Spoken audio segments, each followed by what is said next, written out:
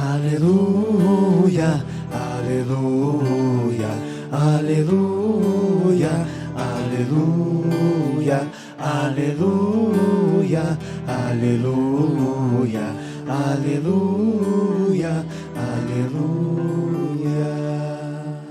Tomai meu jugo sobre vós e aprendei de mim, que sou de coração humilde e manso. Aleluia, aleluia, aleluia, aleluia, aleluia, aleluia, aleluia, aleluia. O Senhor esteja convosco. Anúncio da Boa Nova de Jesus Cristo segundo Mateus. Glória a vós, Senhor. Naquele tempo, os discípulos aproximaram-se de Jesus e perguntaram: quem é o maior no reino dos céus? Jesus chamou uma criança, colocou-a no meio deles e disse: em verdade vos digo, se não vos converterdes e não vos tornardes como crianças, não entrareis no reino dos céus. Quem se faz pequeno como esta criança, esse é o maior no reino dos céus. E quem recebe em meu nome uma criança como esta, é a mim que recebe. Não desprezeis nenhum destes pequeninos, pois eu vos digo que seus anjos nos céus veem sem cessar a face do meu Pai que está nos céus. Que vos parece? Se um homem tem 100 ovelhas e uma delas se perde, não deixa ele as 99 nas montanhas para procurar aquela que se perdeu? Em verdade vos digo, se ele a encontrar, ficará mais feliz com ela do que com as 99 que não se perderam. Do mesmo modo, o Pai que está nos céus não deseja que se perca nenhum destes pequeninos. Palavra da salvação. Que a gente silencie mais um pouco para a gente pensar no que o Cristo falou para cada um de nós.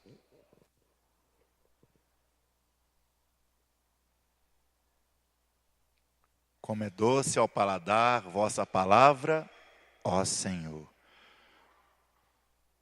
Estamos aqui porque temos fé, não é? Senão não teria sentido estarmos aqui.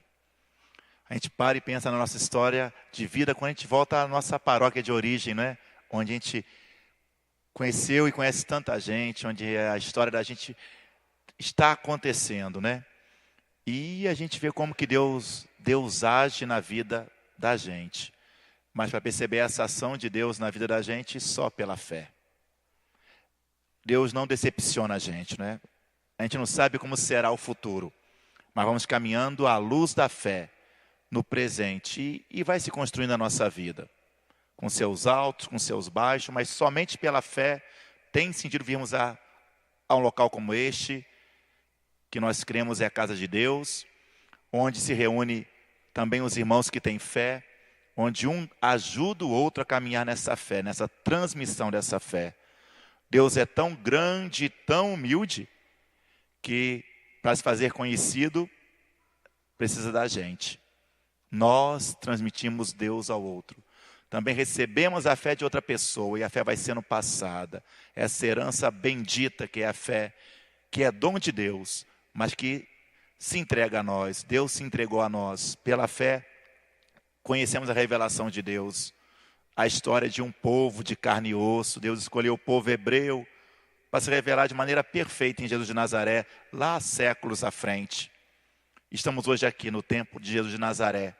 Nós cremos no que nossos pais viveram pela fé, que nossos pais nos transmitiram a fé. E estamos nessa caminhada aqui. Para isso a humildade que Deus pede, né? O evangelho de hoje, a criança que na época de Jesus nem era contada no recenseamento. E hoje também se fala tanto da criança e às vezes a criança não é respeitada, né? Se ama uma criança de 1 ano, uma criança de 2 anos, uma criança de 10 anos, um adolescente de 14. Temos o conselho tutelar, temos a lei que protege essa criança, que víamos com esses olhos, mas querem fazer leis para matar uma criança oculta no ventre materno, né? É uma grande contradição, né? Defender a vida que vemos e a vida que não vemos, aparentemente, ela não tem valor, é descartada. Não é contada entre os seres vivos, entre os viventes racionais. E Jesus, ele bem diz, quem acolhe um dos pequeninos. Os humildes entendem a razão de Deus na sua vida. Os pequeninos, eles se apoiam em Deus e creem num Deus bondoso, misericordioso, mas também a fé dos humildes também pode ser, às vezes, uma fé que é utilizada por pessoas que também aproveitam-se dos pequeninos, enganam os pequeninos, oprimem os pequeninos. Bendito o dom da fé, mas como que às vezes o homem, ele utiliza a fé, ele faz mau uso da fé, né? A má fé, e faz o outro sofrer em nome de Deus. Que loucura, não é isso? E o Deus que nós amamos, que nós adoramos e conhecemos pelo jeito de Jesus, é misericordioso, compassivo, gratuito. De graça recebeste, de graça deveis dar. Não se precisa se pagar a Deus para ver o milagre acontecer.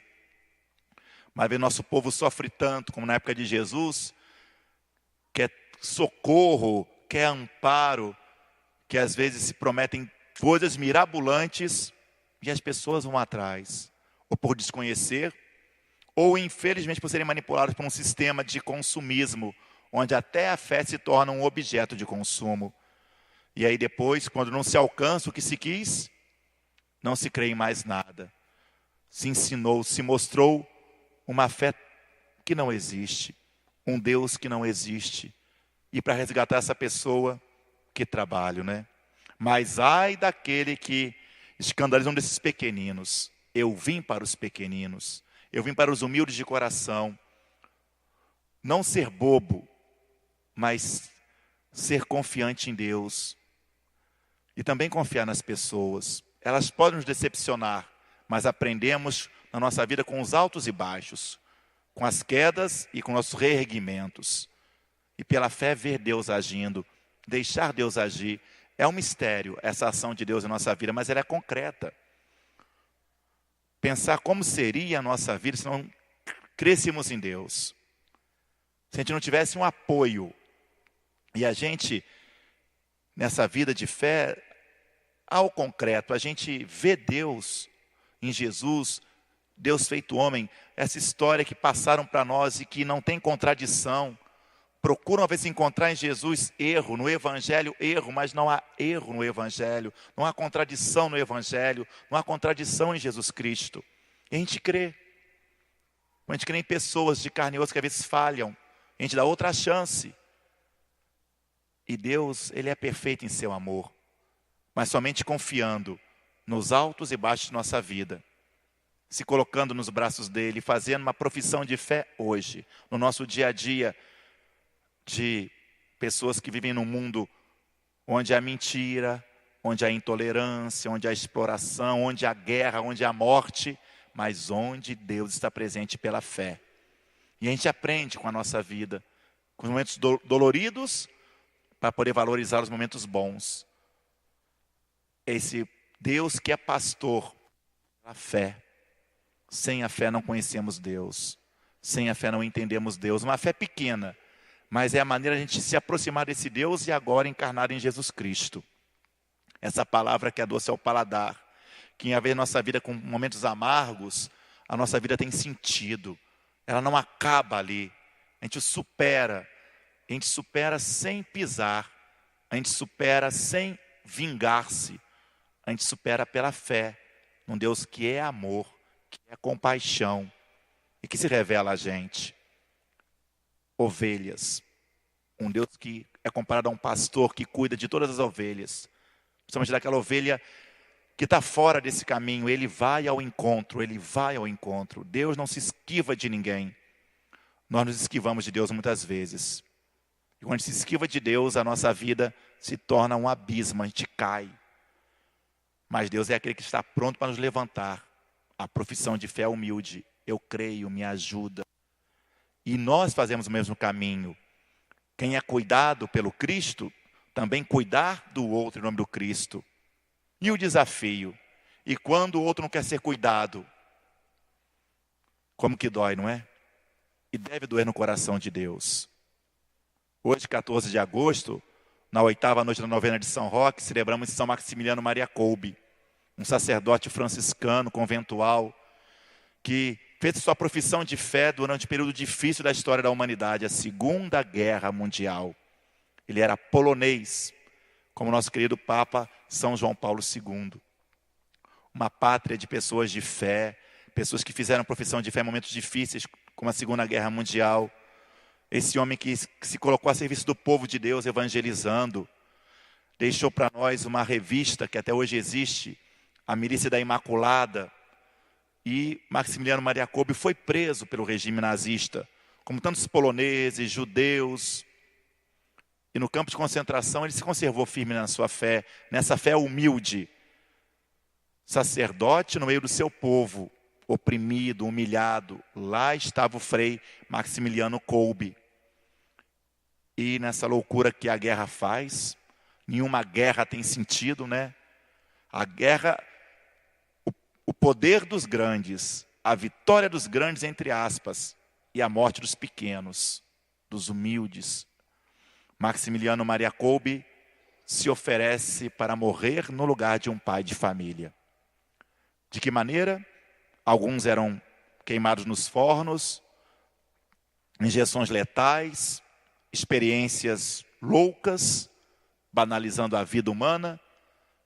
Ele iria morrer de fome. Se entregou livremente no lugar de um irmão, como Cristo nos ensina, né?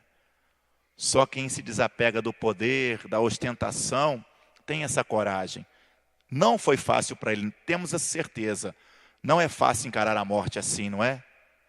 Porque a parte humana fala, mas pela fé ele encara a morte dolorida, morrer aos poucos, morrer de fome. Diz a história que foi o último que morreu naquele grupo de fome. E depois sumiram com o corpo dele, não é? Mas ficou e está presente no meio do povo de Deus, no meio do povo cristão, esse exemplo de vida que não acaba mais. Porque se deixou conduzir pelo bom pastor. Essa palavra foi um doce paladar na vida de Maximiliano Maria Kolbe, como também na vida de São Roque, lá na Idade Média. Família rica, formado ou em enfermagem ou medicina, mas na fé no Deus vivo, no bom pastor. Ia a Roma para fazer a peregrinação junto ao túmulo de São Pedro e São Paulo, como era costume naquela época, mas ele fez uma peregrinação bem diferente. Encontrou pelo caminho, vocês sabem, a peste negra matando as pessoas. Como na nossa época, né, claro, era muito mais atrasado, mas não se tinha tantos recursos médicos, não é? E ele se coloca como aquele que cura o corpo e cura o espírito, em nome do Cristo Jesus, como fez Maximiliano Maria Kolbe. E Roque, ele morre preso, né, como espião, mas continua vivo em nosso coração pela fé em Jesus Cristo. A gente pode pensar, poxa, mas será que para ser santo tem que sofrer tanto assim?